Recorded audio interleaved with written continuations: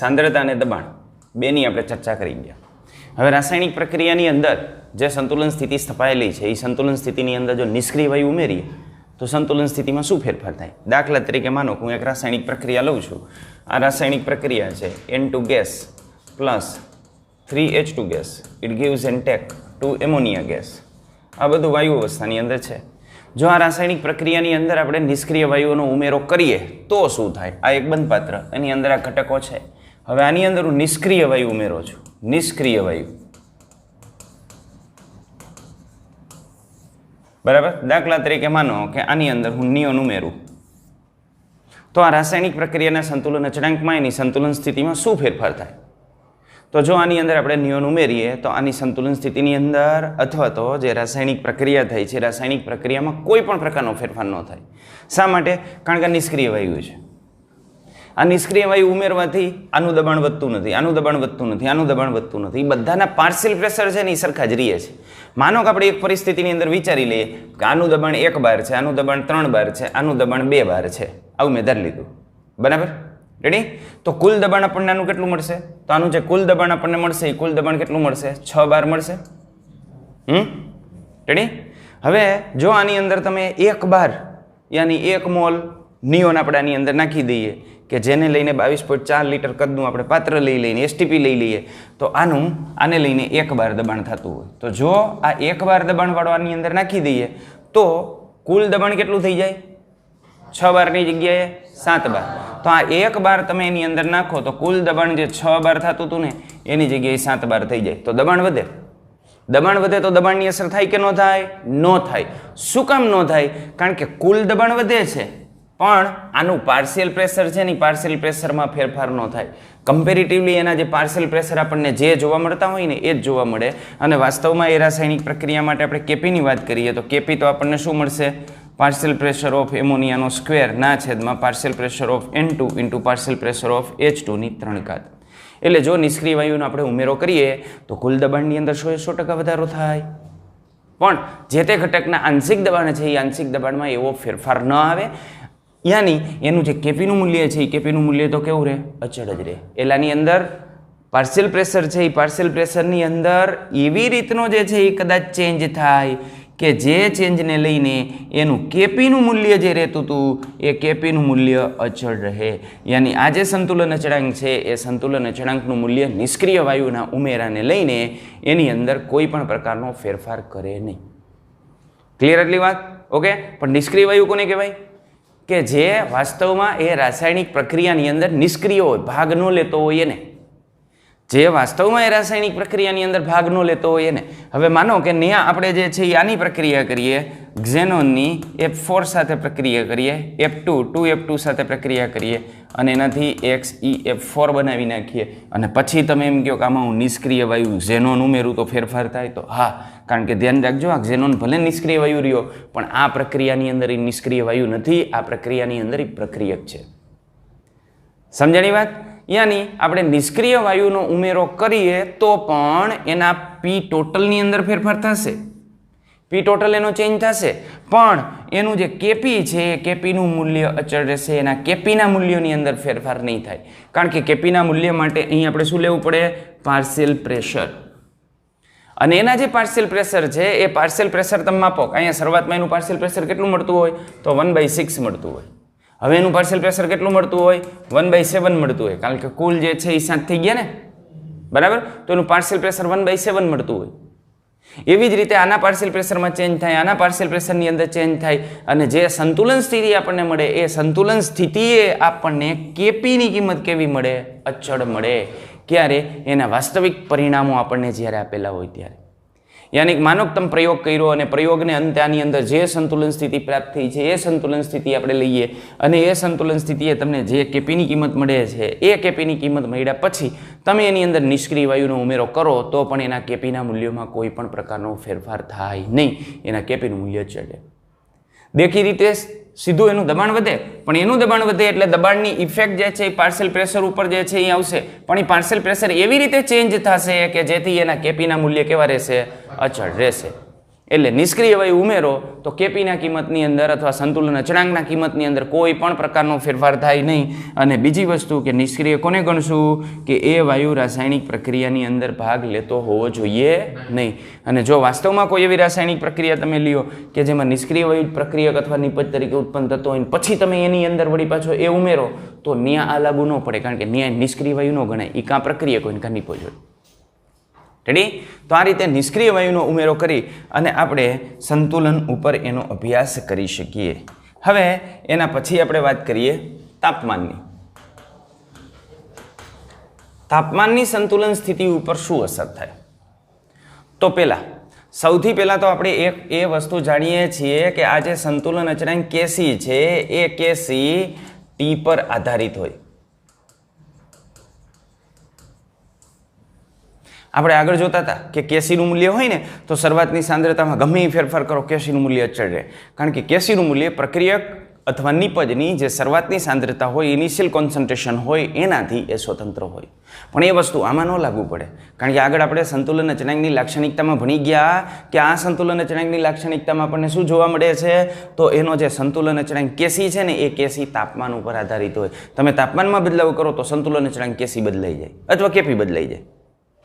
તો અહીં તાપમાનના ફેરફારની સાથે એનો સંતુલન અચળાંક અચળ નહીં રહે.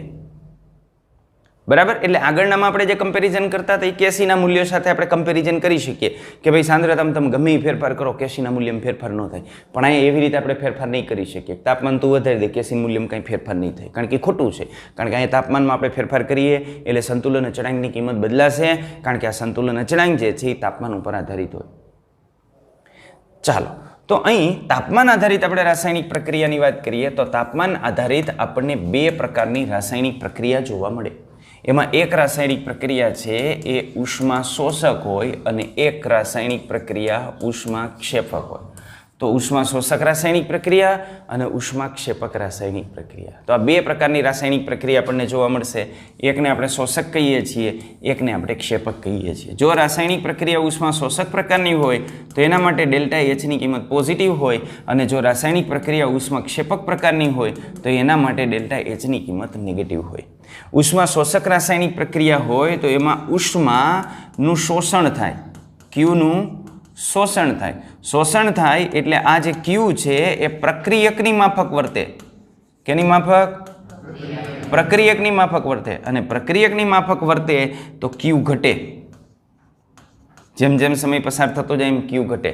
અને જ્યારે આની અંદર જે ક્યુ છે એ ક્યુનું ઉત્સર્જન થાય, છૂટી પડે. અને છૂટી પડે એટલે નિપજની માફક વર્તે.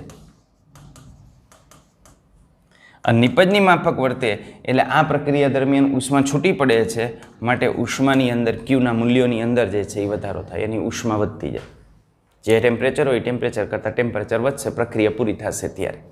તો આ બે પ્રકારે તાપમાન ઉપર આધારિત આપણે રાસાયણિક પ્રક્રિયાની વાત કરીએ તો આ બે પ્રકારની રાસાયણિક પ્રક્રિયા આપણને જોવા મળે. તો હવે એ તાપમાનની એના ઉપર શું અસર થાય એની આપણે વાત કરવી છે. તો તાપમાનની અસર આપણે જોવી હોય તો આપણે બે રીતે જોઈ શકીએ. માનો કે એક રાસાયણિક પ્રક્રિયા ઉષ્મા ક્ષેપક પ્રકારની લઉં તો આ રિએક્ટન્ટ છે એમાંથી પ્રોડક્ટ બન્યો અને ક્યુ છૂટું પડે. અહીં ક્યુ, આ ક્યુ શું છે? ઉષ્મા. બરાબર? એનો મતલબ કે આ પ્રક્રિયા ઉપરની પ્રક્રિયા કેવી થશે? ઉષ્મા ક્ષેપક. અને નીચેની કઈ થશે? શોષક. રેડી? બીજી હું રિએક્શન લઉં તો બીજું રિએક્શન મને આ રીતનું મળે કે આ રિએક્ટન્ટ છે, reactant plus Q it gives and take P. તો એમાં પહેલી પ્રક્રિયામાં શોષણ થાય છે અને બીજી પ્રક્રિયામાં આમાં લઈએ એટલે ઉત્સર્જન થાય છે. એટલે ઉષ્મા શોષક અને ક્ષેપક આ રીતે ક્યુ છે એ ઉષ્માનો જથ્થો દર્શાવે છે. રેડી? ઓકે, ચાલો. તો આ રીતની આપણને રાસાયણિક પ્રક્રિયા આપેલી છે. હવે આ રાસાયણિક પ્રક્રિયામાં તાપમાન વધારવાથી શું થાય? તો એક વસ્તુ ફિક્સ છે કે જો ટી વધે, તાપમાન વધે, તો રાસાયણિક પ્રક્રિયાની અંદર તાપમાન આપણે વધાર્યું એટલે રાસાયણિક પ્રક્રિયા તાપમાન ઘટાડવા પ્રયત્ન કરે. આપણે તાપમાન વધાર્યું એટલે લેસ એટેલિયર શું કરે? આનો વિરોધ કરે. આપણે આ કર્યું એટલે લેસ એટેલિયર જાય અહીંયા, એ ટી ઘટાડવા પ્રયત્ન કરે. તો એનો પ્રયત્ન કેના માટે હોય? તો તાપમાન ઘટાડવા માટે. અને તાપમાન કઈ પ્રક્રિયામાં ઘટે? હંમેશા ઉષ્મા શોષક પ્રક્રિયા થાય ને તો ઉષ્માનું શોષણ થાય એટલે તાપમાન ઘટે. તો જ્યારે આપણે તાપમાન વધારીએ ત્યારે પ્રણાલી તાપમાન ઘટાડવા માટે પ્રયત્ન કરે અને તાપમાન ઘટાડવા માટે પ્રયત્ન કરે તો એને હંમેશા ઉષ્મા શોષક પ્રક્રિયા કરવી પડે. રેડી? અને આના કરતાં ઉલટું, જો આપણે તાપમાન ઘટાડીએ, ટી ઘટે, તો પ્રણાલી તાપમાન વધારવા પ્રયત્ન કરે અને એને તાપમાન વધારવું હોય તો ક્ષેપક પ્રક્રિયા કરવી પડે, કારણ કે ક્ષેપક પ્રક્રિયામાં ઉષ્મા ઉત્પન્ન થાય એટલે તાપમાન વધે. ચાલો, આટલી વસ્તુ ક્લિયર? આટલું ક્લિયર થઈ ગયું? ટી વધે, ટી ઘટે, આટલું ક્લિયર? તો હવે આને હું આની અંદર એપ્લાય કરું. તો ચાલો, જો ટી વધે, તાપમાન વધે તો શું થાય? તો તાપમાન આપણે વધારીએ તો ઉષ્મા શોષક પ્રક્રિયા થાય. ઉષ્મા શોષક એટલે કઈ પ્રક્રિયા થાય? આ પ્રકારની પ્રક્રિયા. આમાં ઉષ્મા શોષક એટલે કઈ પ્રક્રિયા થાય? આ પ્રકારની પ્રક્રિયા થાય. સમજાણું તમને? જો આ રાસાયણિક પ્રક્રિયામાં આપણે તાપમાન વધારીએ તો પ્રક્રિયા પાછી આવે, પ્રતિગામી પ્રક્રિયા થાય, કારણ કે આમાં પ્રતિગામી પ્રક્રિયા ઉષ્મા શોષક છે. અને આમાં તાપમાન આપણે વધારીએ તો પૂર્વગામી પ્રક્રિયા વધે. રેડી? તો આ રીતનું આપણને જોવા મળશે. અહીં આમ થશે, અહીં આમ થશે. ક્લિયર એટલું? ઓકે, ચાલો. હવે જો આમાં આમ થાય તો આ પ્રક્રિયા માટે તાપમાનનો વધારો જે છે એ નુકસાનકારક સાબિત થાય. આ વસ્તુ ક્લિયર થઈ? અને આ પ્રક્રિયા છે એના માટે તાપમાનનો વધારો જે છે ને એ કેવો થાય? ફાયદાકારક સાબિત થાય. તો આમાં એ નુકસાનકારક છે અને આમાં એ ફાયદાકારક છે. તો એક નુકસાનકારક થાય ને એક ફાયદાકારક થાય. ક્લિયર એટલી વસ્તુ? તો આમાં તાપમાન વધે છે અને તાપમાન વધે એટલે પ્રક્રિયા પાછી વળે. એટલે આવી પ્રક્રિયા માટે તાપમાનનો વધારો નુકસાનકારક. કેવી પ્રક્રિયા માટે? પહેલી પ્રક્રિયા હોય ને એવી આને કહેવાય. તો ક્ષેપક પ્રક્રિયા માટે તાપમાનનો વધારો નુકસાનકારક અને શોષક પ્રક્રિયા માટે તાપમાનનો વધારો ફાયદાકારક. તો ઉષ્મા શોષક પ્રક્રિયા હોય શક્ય હોય એટલે ઊંચા તાપમાને કરે અને ઉષ્મા ક્ષેપક પ્રક્રિયા હોય શક્ય હોય એટલે નીચા તાપમાને કરે. રેડી? આના કરતાં ઉલટું હું વિચારું કે આની અંદર જો આપણે આવું વિચારીએ કે ટી ઘટે, તાપમાન આપણે ઘટાડીએ તો શું થાય? તો જો ટી ઘટે તો તાપમાન વધારવા પ્રયત્ન કરે એટલે ઉષ્માક્ષેપક પ્રક્રિયા થાય. તો આ કેસની અંદર કઈ પ્રક્રિયા થાય? પુરોગામી. પુરોગામી. તો આ કેસની અંદર તાપમાનનો ઘટાડો ફાયદાકારક અને આમાં ક્ષેપક એટલે આમ પાછી વળે એટલે આની અંદર એ નુકસાનકારક. રેડી એટલી વસ્તુ? ઓકે.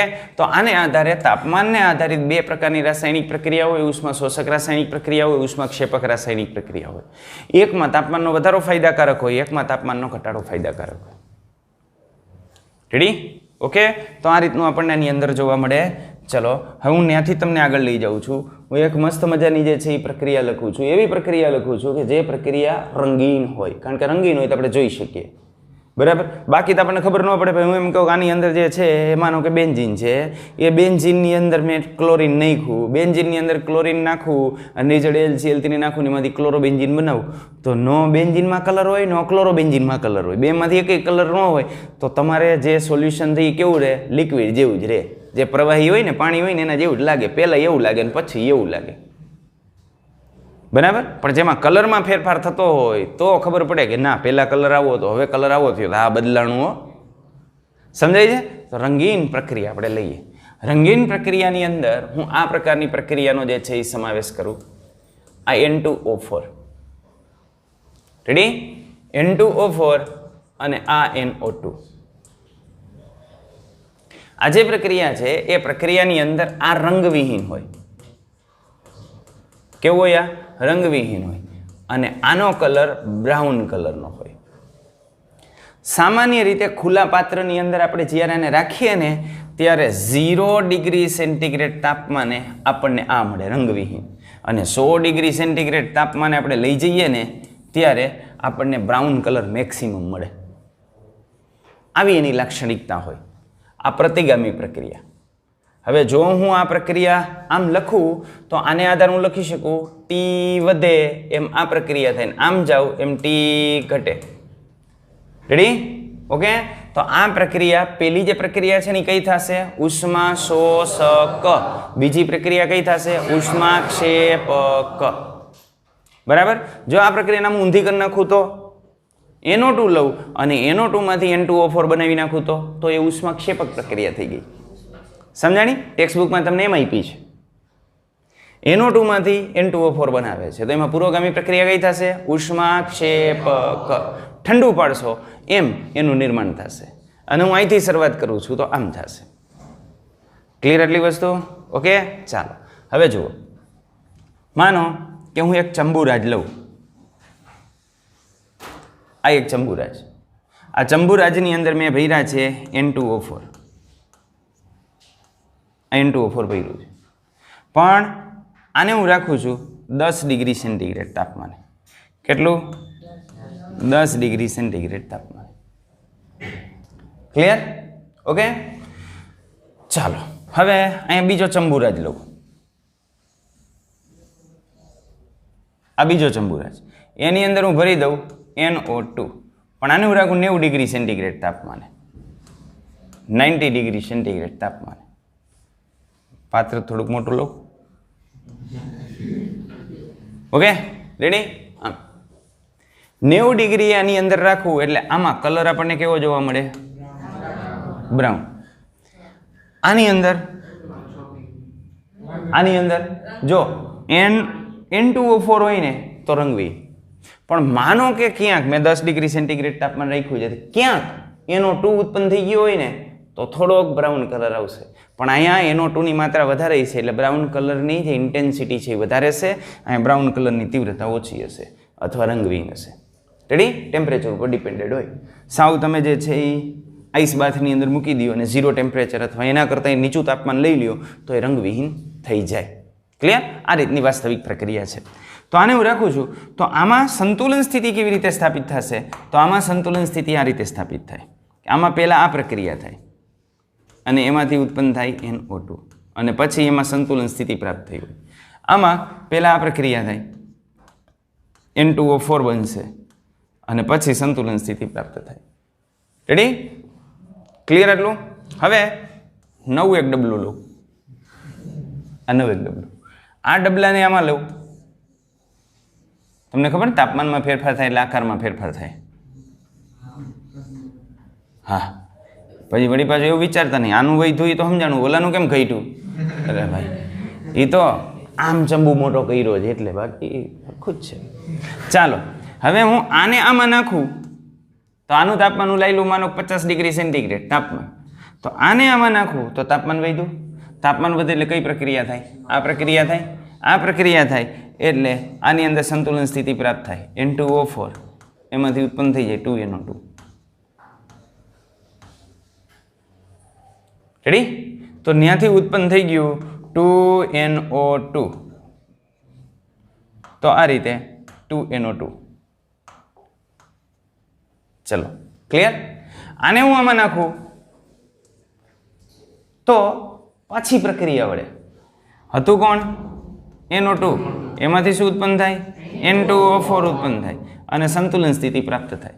તો પહેલું તો આપણે આના ઉપરથી એ સમજી શકીએ કે આ ચંબુને આપણે આમાં નાખીએ તો પુરોગામી પ્રક્રિયા આના સંદર્ભમાં પુરોગામી પ્રક્રિયા થઈને સંતુલન સ્થિતિ પ્રાપ્ત થાય અને આને આમાં નાખીએ એટલે આ ઉપરની લખીએ એના સંદર્ભમાં પ્રતિગામી પ્રક્રિયા થઈને સંતુલન સ્થિતિ પ્રાપ્ત થાય.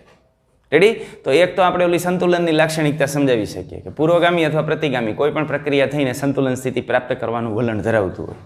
બરાબર? સંતુલનની લાક્ષણિકતા આપણે જોઈતી ને એ આપણે આને આધારે સમજાવી શકીએ. ક્લિયર એટલું? ઓકે. તો આ રીતે સંતુલન સ્થિતિ સ્થપાય. પણ હવે અહીં બંનેનું તાપમાન આપણે 50 ડિગ્રી રાખીએ ને, આનું નાનું બેયનું, તો બેયની અંદર તમને જે સંતુલન અચળાંક જોવા મળે છે ને એ સંતુલન અચળાંકની કિંમત સરખી જ જોવા મળે. આનો કલર બંનેની અંદર કલરની તીવ્રતા કેવી હોય? સરખી જ હોય.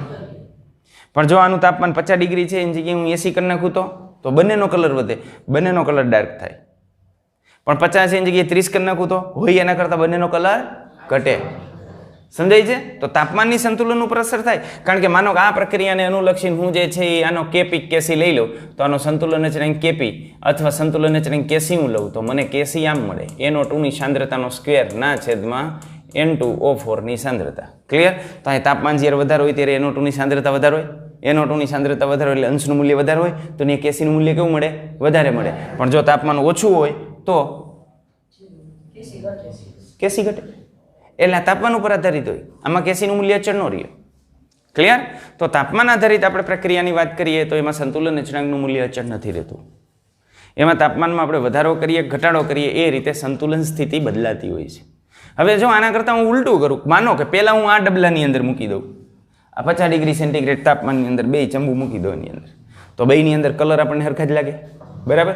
પછી એકને ઉલાડી અને આ બોઇલ થતું જે પાણી છે એની અંદર મૂકું, 90 ડિગ્રી સેન્ટીગ્રેડની આડેગાડે ગરમ હોય એની અંદર મૂકું, 80 હોય તોય વાંધો નહીં, આના કરતાં વધારે હોવું જોઈએ. અને બીજાને ઠંડા પાણીની અંદર મૂકું તો શું થાય? આમાં NO2 ની માત્રા વધશે ને આમાં N2O4 ની માત્રા વધશે. તો એવી રીતે પ્રક્રિયા આગળ વધે કે આમાં તાપમાન વધે છે તો આ પ્રક્રિયા વધશે, અને આમાં તાપમાન ઘટાડીએ છીએ તો આ પ્રક્રિયા ઘટશે. ક્લિયર? તો આ રીતની અસર આપણને એના ઉપર જોવા મળે. તો અહીં આપણે કહી શકીએ કે તાપમાનની જે છે એ અસર સંતુલન સ્થિતિ ઉપર થતી હોય છે. ક્લિયર આટલી વાત? ઓકે, આ તમને એક વસ્તુ સમજાણી. આ પ્રક્રિયા અત્યારે આપણે ઉપર લખી છે એ કેવી છે? ઉષ્મા શોષક. એના ઉલટાવી નાખો એટલે શું થઈ જાય? ઉષ્માક્ષેપક. ટેક્સ્ટમાં આપણને કઈ આપી છે? ક્ષેપક. આમાં આપી છે. એને ડાયમરાઇઝેશન કર્યું છે કે આનો એક અણુ છે એના 2 અણુ એકબીજા સાથે જોઈન્ટ થઈને N2O4 બનાવે છે, એટલે ડાયમરાઇઝેશન એને કરેલું છે અને આપણે આ રીતે દર્શાવ્યું. ક્લિયર? ચાલો, એમોનિયાની બનાવટની આપણે વાત કરીએ તો એમોનિયાની બનાવટની જે પદ્ધતિ છે એ પદ્ધતિ તો આપણને આમ જોવા મળે. આ N2 gas plus 3H2 gas, it gives and take 2 ammonia. પણ આ જે પ્રક્રિયા છે એ પ્રક્રિયા માટે ડેલ્ટા H ની કિંમત નેગેટિવ મળે. બરાબર? તો આના માટે ડેલ્ટા H ની કિંમત આપણને નેગેટિવ મળે છે. હવે ડેલ્ટા H ની કિંમત નેગેટિવ મળે એનો મતલબ કે આ પ્રક્રિયા કેવી છે? ઉષ્માક્ષેપક. અને જો ઉષ્માક્ષેપક રાસાયણિક પ્રક્રિયા હોય તો આના ઉપર તાપમાનની કેવી રીતની અસર થાય? તો અહીંયા ડેલ્ટા H નેગેટિવ છે એટલે આ કઈ કહેવાય? ક્ષેપક. અને આ કઈ કહેવાય? શોષક. રેડી? ક્લિયર આટલી વસ્તુ? ઓકે, સમજાણી વાત? તો આ જે પ્રક્રિયા છે એ આપણે કેવી રીતે કરવી પડે? શક્ય એટલા નીચા તાપમાને આપણે આ પ્રક્રિયા કરવી પડે. તો એઝ ફાર એઝ પોસિબલ તમે શક્ય એટલું નીચું તાપમાન આની અંદર પસંદ કરો કે જે નીચા તાપમાને આપણે આ રાસાયણિક પ્રક્રિયા કરી શકીએ. ક્લિયર આટલી વસ્તુ? ઓકે, તો આ પ્રક્રિયા શક્ય એટલા નીચા તાપમાને કરવામાં આવે. જેમ નીચા તાપમાને પ્રક્રિયા કરીએ એમ પ્રક્રિયાનો વેગ વધે. પણ એક રાસાયણિક પ્રક્રિયા માટે તમારે આના માટે દબાણની અસર આપણે વિચારીએ તો એક આ વસ્તુ પણ વિચારી લેવાની કે આ રાસાયણિક પ્રક્રિયામાં આ બાજુ વાયુરૂપ ઘટકના મોલની સંખ્યા 4 છે, આ બાજુ વાયુરૂપ ઘટકના મોલની સંખ્યા 2 છે. એટલે આ પ્રક્રિયા માટે દબાણનો વધારો ફાયદાકારક હોય. કેવો હોય? ફાયદાકારક. અને આ ફાયદો લેવા માટે આપણે આની અંદર દબાણ ઊંચું રાખતા હોઈએ છીએ. 200 વાતાવરણ દબાણ અથવા 212 દબાણે આપણે આ પ્રક્રિયા કરતા હોઈએ છીએ. 200 એટમોસ્ફિયર. હવે તમે ભણી ગયા કે કોઈ પણ રાસાયણિક પ્રક્રિયાની અંદર જો પ્રેશર વધારવામાં આવે તો આ પ્રેશર વધે તો સામે તાપમાનમાં પણ શું થાય? વધારો થાય. દબાણ વધારો તો તાપમાન વધે. એટલે ઓટોમેટિક આ રાસાયણિક પ્રક્રિયામાં તમે 200 વાતાવરણ જેટલું દબાણ ક્રિએટ કરો તો એ દબાણને લઈને એના તાપમાનની અંદર વધારો થતો હોય છે. રેડી? અને તાપમાન આની અંદર શું કહે છે? તો આ પ્રક્રિયાની અંદર આપણે તાપમાનની વાત કરીએ તો ઉષ્માક્ષેપક પ્રક્રિયા છે એટલે તાપમાનનો ઘટાડો ફાયદાકારક હોય. ટીનો ઘટાડો ફાયદાકારક હોય. તો તાપમાન આપણે ઘટાડવાનું, પણ વાસ્તવમાં આ પ્રક્રિયા જે છે એ 500 ડિગ્રી સેન્ટીગ્રેડ યાની 773 કેલ્વિન તાપમાને થતી હોય. તો હવે તમને એમ થાય કે 773 કેલ્વિન તાપમાન એટલે નીચું તાપમાન કહેવાય? ના મારા ભાઈ, નીચું તાપમાન તો ન જ કહેવાય, એ તાપમાન ઊંચું છે. બરાબર? તો આપણે અહીંયા લેશે એટલે મારે એવું ભણ્યા કે તાપમાન ઘટાડો. તાપમાન ઘટાડવાથી પ્રક્રિયાનો વેગ વધે. સાચી વાત છે, તાપમાન ઘટાડવાથી રાસાયણિક પ્રક્રિયાનો વેગ વધે.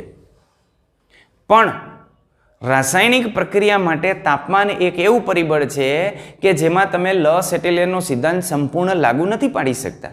કારણ કે તમે તાપમાન ઘટાડશો તો રાસાયણિક પ્રક્રિયાનો વેગ વધવો જોઈએ, પણ જે રાસાયણિક પ્રક્રિયા થાય છે એ વાસ્તવમાં અથડામણને લઈને થતી હોય. આ નાઇટ્રોજનનો અણુ છે, હાઇડ્રોજનનો અણુ છે, એ અથડાય ત્યારે રાસાયણિક પ્રક્રિયા થાય યોગ્ય ગતિ ઉર્જા સાથે. આ એક N2નો અણુ અને 3 H2ના અણુ એકબીજા સાથે યોગ્ય દિશામાંથી જ્યારે આનું અથડામણ થાય અને એનું જે એક્સિડન્ટ થાય છે એ પણ જો પાવરફુલ હોય ને તો એમોનિયા બને. તો શું બનશે? એમોનિયાનું નિર્માણ થશે. અને એની ગતિ ઉર્જા વધારવા માટે તાપમાન અગત્યનું છે. કારણ કે જો તમે તાપમાન વધારે રાખો ને તો અણુના જે ઘટક કણો છે એ અસ્તવ્યસ્ત અને ઝડપથી ગતિ કરે. પણ જો આપણે આની અંદર તાપમાન ઘટાડી નાખીએ તો આની અથડામણ છે એ અથડામણમાં એને જે જરૂરી ગતિ ઉર્જા હોવી જોઈએ ને એ જરૂરી ગતિ ઉર્જા જો એની પાસે ન હોય તો રાસાયણિક પ્રક્રિયા જ ન થાય. એટલા માટે આ રાસાયણિક પ્રક્રિયાની અંદર તાપમાન આપણે 500 ડિગ્રી સેન્ટીગ્રેડ યાની 773 કેલ્વિન આપણે તાપમાન રાખીએ છીએ. એના કરતાં જો તમે તાપમાન વધારો તો પ્રક્રિયાનો વેગ ઘટે, અને આના કરતાં ઘટાડો તો પણ પ્રક્રિયાનો વેગ ઘટે. લેસ એટલે એમ કે વધવો જોઈએ, પણ વધતો નથી, ઘટે છે. પણ એ ઘટે છે એની પાછળનું કારણ બીજું છે. કયું કારણ છે? કારણ કે આના વચ્ચે જે અથડામણ થતી હોય ને એ અથડામણ ઓછી થઈ જાય, અથડામણ ધીમી થઈ જાય, અને જો સફળ અથડામણ ન થાય તો નિપજમાં રૂપાંતરણ ન થાય. એટલે એમોનિયાની બનાવટની હેબર વિધિની અંદર આપણે જે પ્રાયોગિક પરિસ્થિતિ રાખીએ છીએ એ 200 વાતાવરણ દબાણ અને 500 ડિગ્રી સેન્ટીગ્રેડ યાની કે 773 કેલ્વિન ટેમ્પરેચર આપણે રાખતા હોઈએ છીએ. અને આ પ્રક્રિયાની અંદર જે આયન છે, લોખંડનો ભૂકો છે, એ ઉદ્દીપક તરીકે આપણે વાપરતા હોઈએ છીએ. કારણ કે ઉદ્દીપક રાસાયણિક પ્રક્રિયાનો વેગ ઓર વધારતો હોય. તો તમને આ વસ્તુ ખબર પડી? આ વસ્તુ ખાસ સમજ્યા તમે અહીંયા કે તાપમાનનો ઘટાડો આના માટે ફાયદાકારક છે. તેમ છતાં આપણે 500 ડિગ્રી સેન્ટીગ્રેડ તાપમાને શા માટે આ પ્રક્રિયા કરવી પડે છે? તો એની પાછળનું કારણ છે ઓપ્ટિમાઇઝ સિચ્યુએશન. એવી પરિસ્થિતિ કે જે પરિસ્થિતિએ ઓછામાં ઓછા ઉત્પાદન ખર્ચે વધુમાં વધુ ઉત્પાદન થઈ શકે એવી જે પરિસ્થિતિ છે એ પરિસ્થિતિને આપણે ઓપ્ટિમાઇઝ પરિસ્થિતિ કહીએ છીએ. અનુકૂળતમ પરિસ્થિતિ આપણે એને કહેતા હોઈએ છીએ.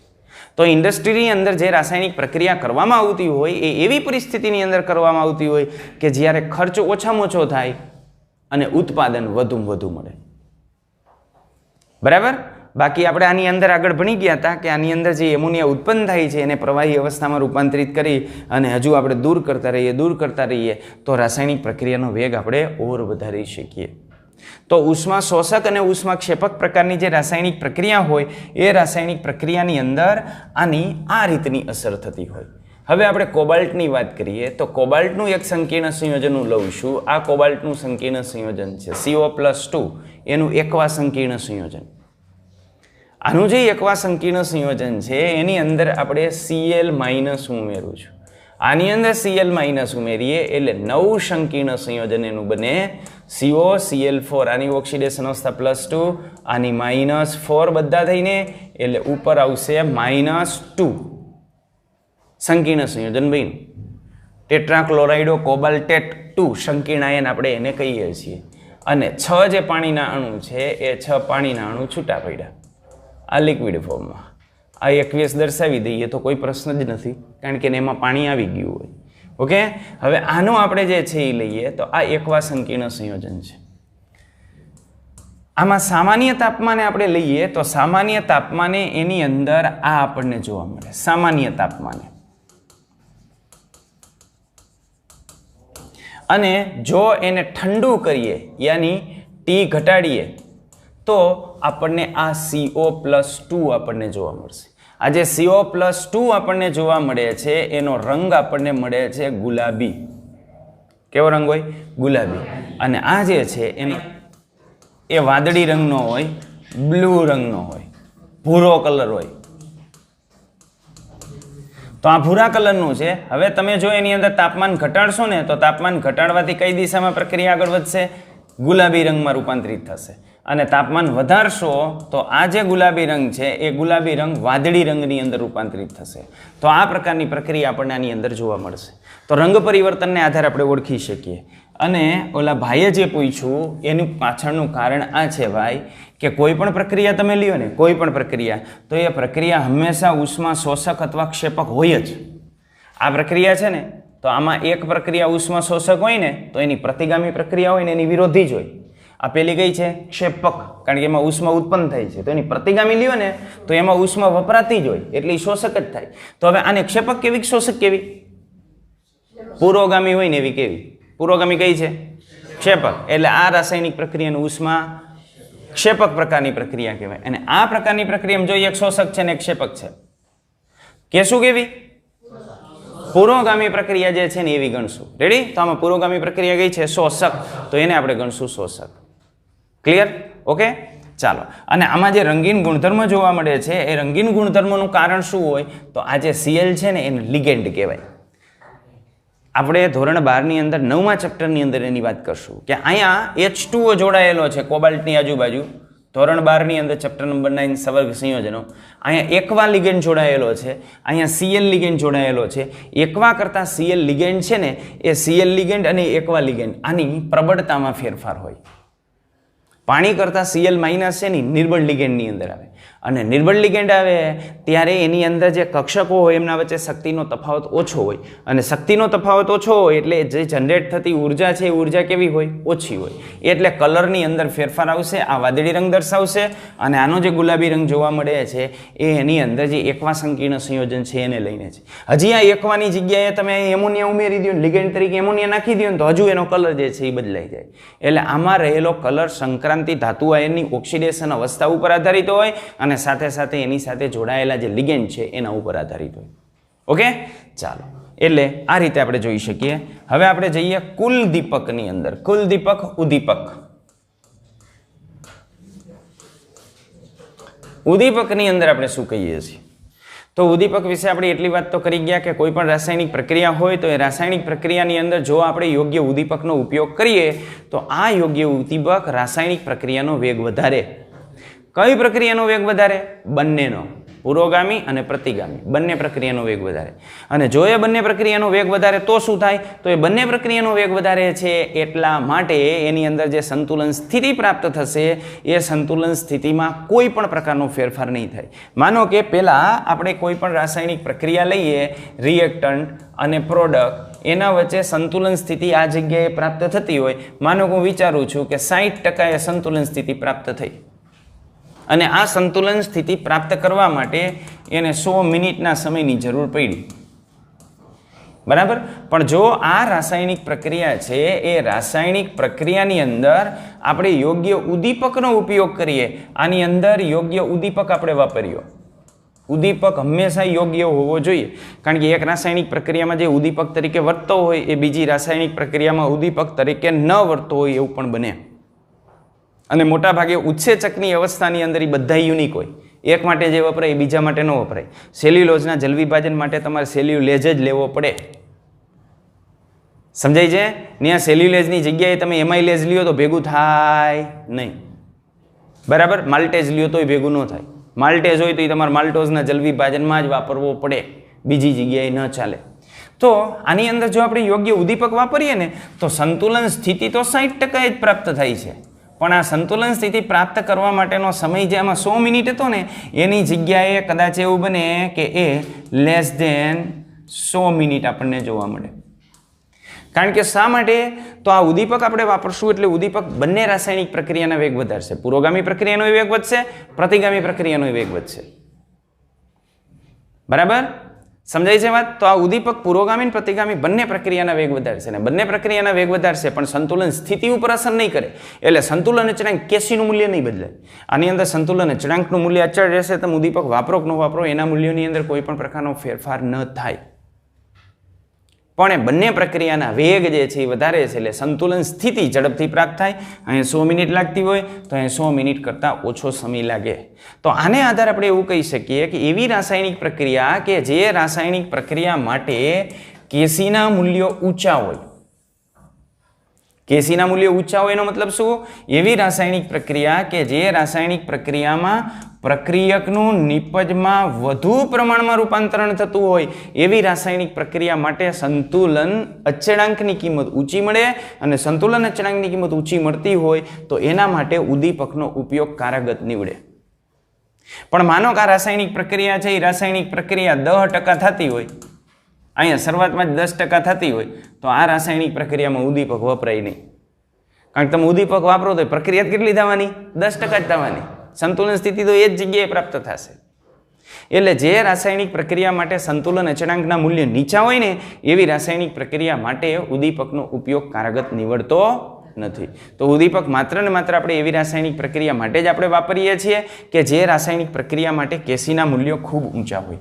અહીં આપણને એક ઉદાહરણ આપેલું છે સંપર્ક વિધિનું. સંપર્ક વિધિની અંદર H2SO4 ની બનાવટની સંપર્ક વિધિ ભણી ગયા છો ને? આ સલ્ફર ડાયોક્સાઇડની ઓક્સિજન સાથે પ્રક્રિયા કરવામાં આવે. આ ઓક્સિજન સાથે પ્રક્રિયા કરી એમાં વેનેડિયમ પેન્ટોક્સાઇડ ઉદ્દીપક તરીકે આપણે વાપરીએ છીએ. આ વેનેડિયમ પેન્ટોક્સાઇડ ઉદ્દીપક તરીકે વાપરી અને એમાંથી બનાવી નાખીએ સલ્ફર ટ્રાયોક્સાઇડ SO3 ગેસ તરીકે આપણને મળે. તો આ રીતની રાસાયણિક પ્રક્રિયા એના વચ્ચે થતી હોય છે. સલ્ફર ડાયોક્સાઇડનું સલ્ફર ટ્રાયોક્સાઇડમાં રૂપાંતરણ. તો આ સલ્ફર ડાયોક્સાઇડની ઓક્સિજન સાથે પ્રક્રિયા કરીએ ત્યારે સલ્ફર ટ્રાયોક્સાઇડ આપણને મળતો હોય. આ જે રાસાયણિક પ્રક્રિયા છે એ રાસાયણિક પ્રક્રિયા માટે કેસીની કિંમત આપણને આપી છે 1.7 × 10⁻26. તો જુઓ આના માટે કેસીની કિંમત આપણને આટલી બધી ઊંચી આપેલી છે. તો જો આ રાસાયણિક પ્રક્રિયા માટે કેસીની કિંમત ઊંચી આપેલી હોય તો આવી રાસાયણિક પ્રક્રિયા માટે આપણે ઉદ્દીપકનો ઉપયોગ કરી શકીએ. અને આ પ્રક્રિયાની અંદર ઉદ્દીપક તરીકે આપણે વેનેડિયમ પેન્ટોક્સાઇડનો ઉપયોગ કરીએ છીએ. આ વેનેડિયમ પેન્ટોક્સાઇડ સંતુલન અચળાંકનું મૂલ્ય ઊંચું છે એટલે સંતુલન સ્થિતિ ઝડપથી પ્રાપ્ત કરી દેશે. અને જો સંતુલન સ્થિતિ ઝડપથી પ્રાપ્ત કરી દે તો ઝડપથી આપણને સલ્ફર ટ્રાયોક્સાઇડ મળે. અને આ જે સલ્ફર ટ્રાયોક્સાઇડ છે એ સલ્ફર ટ્રાયોક્સાઇડને આપણે H2SO4 ની અંદર દ્રાવ્ય કરી નાખીએ તો ઝડપથી આપણને ઓલિયમ મળી જાય. યાની આ ઓલિયમની બનાવટમાં પછી એમાં પાણી નાખી દઈએ એટલે યોગ્ય સાંદ્રતાવાળું તમારે જે જોતું હોય H2SO4 નું દ્રાવણ મળે. પણ આ પ્રક્રિયામાં આપણે ઉદ્દીપક એટલા માટે વાપરીએ છીએ કે આ રાસાયણિક પ્રક્રિયા માટે સંતુલન અચળાંકનું મૂલ્ય ઊંચું છે. એક વસ્તુ ધ્યાન રાખશો કે સંતુલન અચળાંકનું મૂલ્ય ઊંચું છે એના ઉપરથી આપણને એ ખબર નથી પડતી કે રાસાયણિક પ્રક્રિયાનો વેગ વધારે છે કે ઓછો હશે. કારણ કે આ કેસીને વેગ સાથે કોઈ સંબંધ હોતો નથી. જો રાસાયણિક પ્રક્રિયાના વેગનો આપણે અભ્યાસ કરવો હોય તો શેનો અભ્યાસ કરવો પડે? રાસાયણિક ગતિકીનો અભ્યાસ કરવો પડે. કેમિકલ કાઇનેટિક્સનો અભ્યાસ કરીએ તો વેગ વિશે આપણને માહિતી મળે. અહીંયા તો સંતુલન અચળાંક કેસીની કિંમત ઊંચી છે એ એવું દર્શાવે છે કે જ્યારે સ્થપાય ત્યારે પણ સંતુલન સ્થપાશે ને ત્યારે કેસીની કિંમત આટલી મળશે. બરાબર? એટલે માત્ર ને માત્ર એ તો સંતુલન સ્થિતિ રજૂ કરે છે. તો કેસીની કિંમત ઊંચી છે એટલે વેનેડિયમ પેન્ટોક્સાઇડ આપણે વાપરશું તો આ વેનેડિયમ પેન્ટોક્સાઇડ વાપરવાથી આપણને નિપજ વધારે પ્રમાણમાં મળશે. અને જો આ નિપજ વધારે પ્રમાણમાં મળે તો આપણે કહી શકીએ કે આ રાસાયણિક પ્રક્રિયા વાયેબલ બને. બરાબર? પણ જો અહીંયા કેસીનું મૂલ્ય જ ખૂબ નીચું જોવા મળતું હોય અને રાસાયણિક પ્રક્રિયા જે છે 5 કે 7% થતી હોય તો એના માટે કેસીનો ઉપયોગ, એના માટે ઉદ્દીપકનો ઉપયોગ જે છે એ કરવો હિતાવહ નથી. એના કરતાં બીજી કોઈક પ્રક્રિયા તમે વિચારો અથવા પરિસ્થિતિની અંદર એવા ફેરફાર કરો કે જે ફેરફારને લઈને એ રાસાયણિક પ્રક્રિયા વધારે થઈ શકે. તો ઉદ્દીપક એવી જ રાસાયણિક પ્રક્રિયામાં વાપરવાનો કે જે રાસાયણિક પ્રક્રિયા માટે સંતુલન અચળાંકના મૂલ્યો ખૂબ ઊંચા હોય પણ પ્રક્રિયા ધીમી હોય. તો પ્રક્રિયા ઝડપી કરવા માટે આપણે શેનો ઉપયોગ કરીએ છીએ? ઉદ્દીપકનો ઉપયોગ કરીએ છીએ. તેની તો આ ઉદ્દીપકની અસર થઈ. તો આ બધી પરિસ્થિતિનો સમન્વય ઉદ્યોગની અંદર કરવામાં આવતો હોય છે. આ બધી જ પરિસ્થિતિનો સમન્વય ઉદ્યોગની અંદર આ બધી પરિસ્થિતિનો સમન્વય થાય. દાખલા તરીકે એમોનિયાની બનાવટની હેબર વિધિ આપણે કેવી રીતે કરશું? તો એમોનિયાની બનાવટની હેબર વિધિ N2 gas plus 3H2 gas it gives and take 2 ammonia gas. આ રીતની રાસાયણિક પ્રક્રિયા છે. આ રાસાયણિક પ્રક્રિયા ઉષ્માક્ષેપક છે. આના માટે ડેલ્ટા H ની કિંમત નેગેટિવ છે. 92 પોઈન્ટ સમથિંગ આપણને એની કિંમત આપણને મળે છે. તો આ ડેલ્ટા H ની કિંમત નેગેટિવ આપણને મળી. હવે આ પ્રક્રિયાની આપણે લાક્ષણિકતા કાઢીએ તો પહેલી આપણને આ રાસાયણિક પ્રક્રિયા જે છે ઉષ્માક્ષેપક પ્રકારની જોવા મળે છે. બીજી આની અંદર 4 મોલ છે. 4 મોલમાંથી 2 મોલ બને છે.